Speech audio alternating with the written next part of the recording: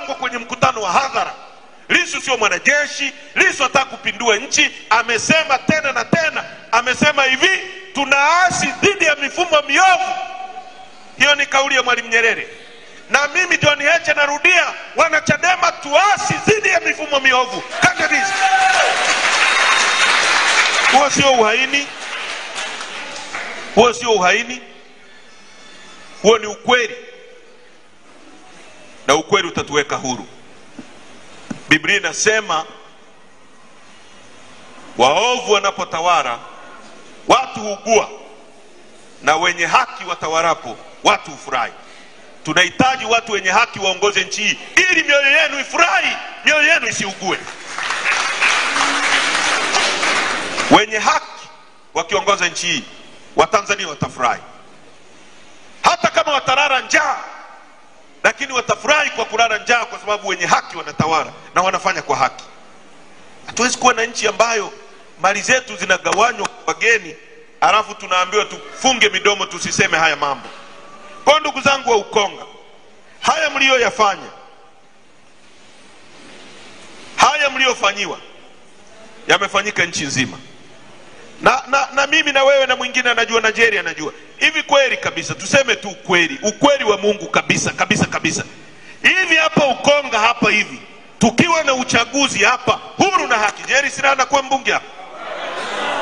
Tuseme tu ukweli wa Mungu. Hata akishindana na jiwe litampiga chini. Uongo kweli? Ananuka. Mbunge anayetembea na begi la perfume akipuliza Savage akitoka hapo nje.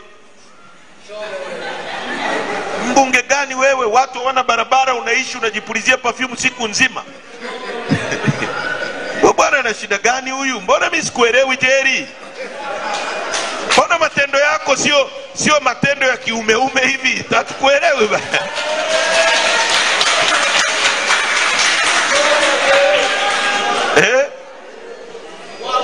Kwenye uchaguzi huru na haki anakatiza hapa.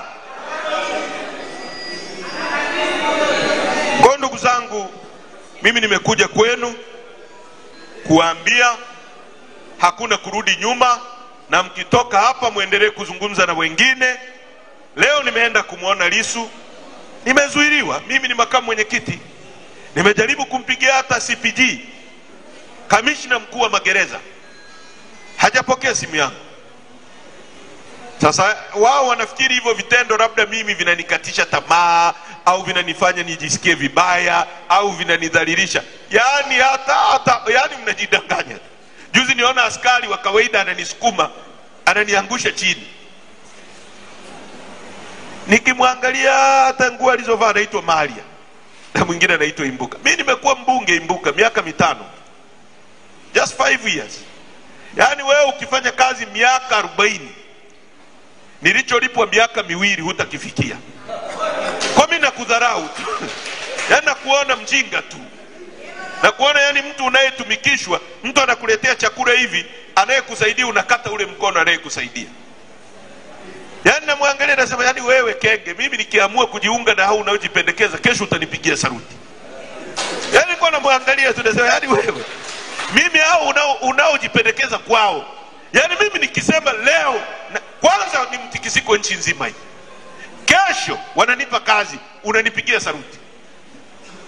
Nikasema kama vile Yesu alivyokuwa anasema pale, msameheni hajui. Yes. Kwa sababu mimi nimekuwa mbunge, mshahara wa mbunge kipindi kile 12 milioni kwa mwezi. Posho ile sitting allowance na padie mraki 420 kwa siku. Kwa ukienda pale ukaweka kidole nkui, na ujue mbunge anaingia kazini saa 3, yani ulale mpaka saa 3. Mbunge hapaswi kusumbuliwa. Unaingia saa 3, unatoka saa 6. Unaenda saa 6 hapo, ukisikia mbunge wanasema wabunge kuna semina ukumbi wa Msekwa, hiyo ni posho. Mbunge hiyo semina si ni mafunzo. Yani kwa mfano inakuja kamati ya nishati na madini kuwaelewesha nyie kuhusu kitu fulani, labda umeme wa joto ardhi. mbunge afundishwe bure. Yaani si wengine mnalipa ili mfundishwe, yaani mbunge yeye analipwa ili afundishwe. Yaani material yako umeandaa,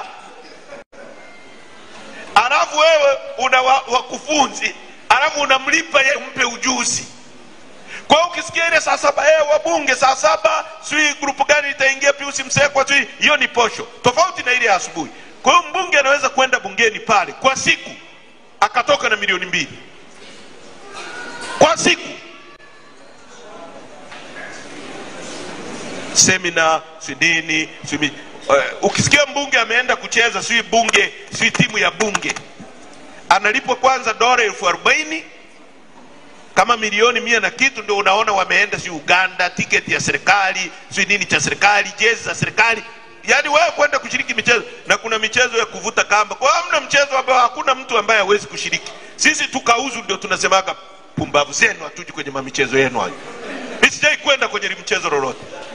Mimi ni winga kisheti wa mpira wa miguu, lakini sijai kwenda kushiriki ujinga wao.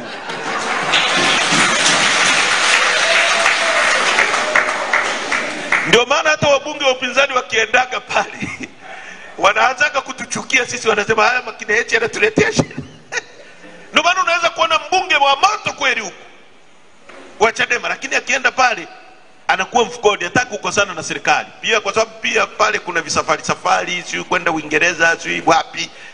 Mimi nimekaa bungeni miaka 5 sikuwahi kusafiri hata mara moja. Kuna safari mbunge akisafiri ni hela.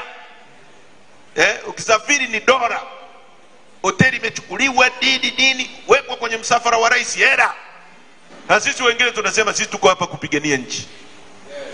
Lakini ninachotaka kusema ni nini?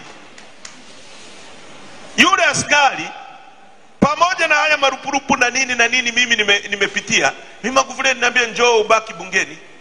Njoo nitakubakiza bungeni. Nikakataa kwa sababu ya nchi yetu hii. Sasa askari wa kawaida ambaye nilichokuwa nalipo kwa siku, yani ile sitting allowance kwa siku ndio mshahara wake wa mwezi. Kwa nini nasema uongo? Hao askari wanalipwa shilingi ngapi? Si 4,500 na kitu ikikatwa, si ndio? Ndio hicho anacholipwa mbunge kwa siku, sitting allowance. Yani asubuhi mbunge anaingia saa 3 mpaka saa 6 ametoka, mchana anaenda kwenye semina kidogo, anarudi saa 10 na kurudi saa ngapi? Saa 12, saa 11 mpaka saa 1:30 bunge limeisha. Kwa kazi ya mbunge huwa ni masaa 6 tu, kazi imeisha. Saa 1 saa 3 mpaka saa 6 umetoka, unaenda break. Na mbunge unajua hakalishi, yani wengine unajua anakuja tu ana sign anaingia kantini, ni kupiga story, ni kula, saa 7 anaingia semina, anarudi kantini saa 10. Yani ndio maana viti vile unaviona muda wote viko empty, huwa wako kantini pale, ni soga tu.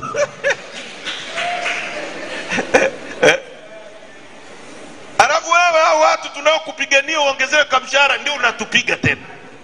Si umerogwa wewe? Nasema uongo? Wamerogwa.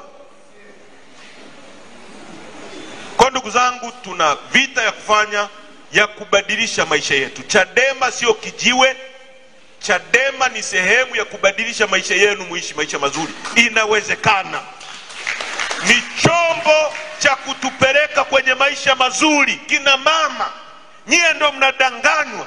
Chadema ni taasisi ya kubadilisha maisha yenu, ya kufanya mtibiwe vizuri, ya kufanya mpate mishahara. Inawezekana kila mtu kupata kazi. Kiwandani, kama hatuna viwanda hakuna mtu atapata kazi. Kiwandani ndio anaajiriwa mtu mwenye degree na asiyekuwa na elimu kabisa. Kiwandani kutakuwa na wenye degree, lakini kiwandani kutakuwa na mama ntilia anayewapikia wafanyakazi wa kiwandani wapate chakula. Kiwandani kutakuwa na mwenye degree, kitakuwa na technician. Kiwandani kutakuwa na mbeba maboksi anayepakia kwenye lori.